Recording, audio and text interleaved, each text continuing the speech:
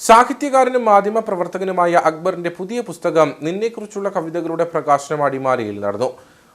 പച്ച ആഴ്ചപത്രത്തിന്റെ ആഭിമുഖ്യത്തിലായിരുന്നു പ്രണയ കവിതകളുടെ സമാഹാരമായി പുറത്തിറക്കിയിട്ടുള്ള പുസ്തകത്തിന്റെ പ്രകാശന ചടങ്ങ് സംഘടിപ്പിച്ചത്. അക്ബറിന്റെ 5ാമത്തെ പുസ്തകമാണിത്.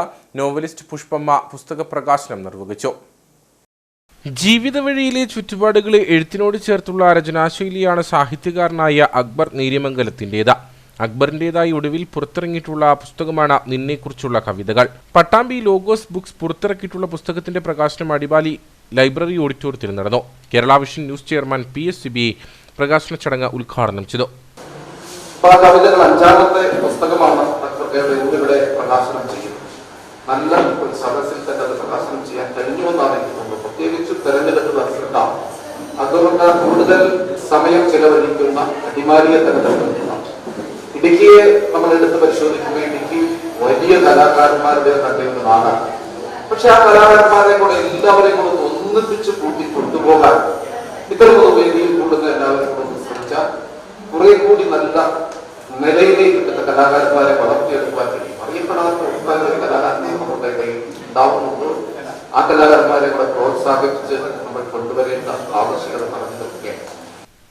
നോവലിസ്റ്റ് പുഷ്പമ്മ പുസ്തക പ്രകാശനം നിർവഹിച്ചു. അക്ബറിന്റെ ഭാര്യ നബീസ അക്ബർ പുസ്തകം സ്വീകരിച്ചു.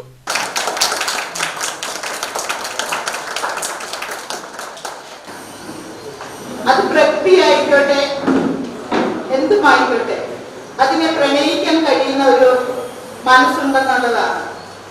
നമുക്കാർക്കും ഇല്ലാത്തതും അത് തന്നെയാണ്. ആർക്കും തന്നെ ഞാൻ പറയുന്നില്ല, 90% ആളുകൾക്കും ഇല്ലാത്തതും അത് തന്നെയാണ്. നമ്മൾ നമ്മുടെ ചുറ്റുമുള്ള എന്തിനേയും സ്നേഹിക്കാനും ഇഷ്ടപ്പെടാനും തുടങ്ങിയതിനു ശേഷമാണ് അത് പ്രണയത്തിലേക്ക്, ഏറ്റവും ഇഷ്ടമുള്ളതിനെ നമ്മൾ പ്രണയത്തിലേക്ക് കൊണ്ടുപോകുന്നത്. ആ ഒരു എഴുത്താണ് എല്ലാ കവിതകളിലും തെളിഞ്ഞു നിൽക്കുന്നത്. കവി ശ്രീകുമാർ കരിയാട് മുഖ്യ അതിഥിയായി. സാഹിത്യകാരൻ ആന്റണി മുനിയറ അധ്യക്ഷത വഹിച്ച ചടങ്ങിൽ എഴുത്തുകാരനും പ്രഭാഷകനുമായ ജോസ് കോനാട്ട പുസ്തകാസ്വാദന പ്രഭാഷണം നടത്തി. പച്ച ആഴ്ചപത്രം പത്രാധിപർ സത്യൻ കോനാട്ട്, എഴുത്തുകാരൻ CS റജികുമാർ, ഷീലാലാൽ, സന്തോഷ് കുമാർ MM തുടങ്ങി സാമൂഹിക സാംസ്കാരിക സാഹിത്യരംഗത്തെ വിവിധ ആളുകൾ ചടങ്ങിൽ പങ്കെടുത്തു. അക്ബറിൻ്റെതായി പുറത്തിറങ്ങിയിട്ടുള്ള സാഹിത്യ സൃഷ്ടികളിൽ 4 എണ്ണം കവിതാ സമാഹാരങ്ങളും 1 എണ്ണം കാടനുഭവങ്ങളുമാണ്. എഴുത്തിനൊപ്പം മാധ്യമ പ്രവർത്തനം കൂടി ഒപ്പം കൊണ്ടുപോകുന്ന അക്ബർ കേന്ദ്ര സാഹിത്യ അക്കാദമിയുടെ ഇന്ത്യൻ ലിറ്ററേച്ചറിൽ കവിതകൾ പ്രസിദ്ധീകരിച്ചിട്ടുണ്ട്. ഇംഗ്ലീഷ്, ഹിന്ദി, തമിഴ്, തെലുങ്ക് ഭാഷകളിലേക്ക് കവിതകൾ പരിഭാഷപ്പെടുത്തിയിട്ടുണ്ട്.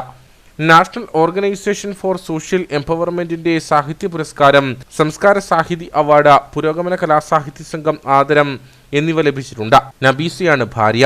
അഹാന, സുനൈന എന്നിവർ മക്കളാണ്.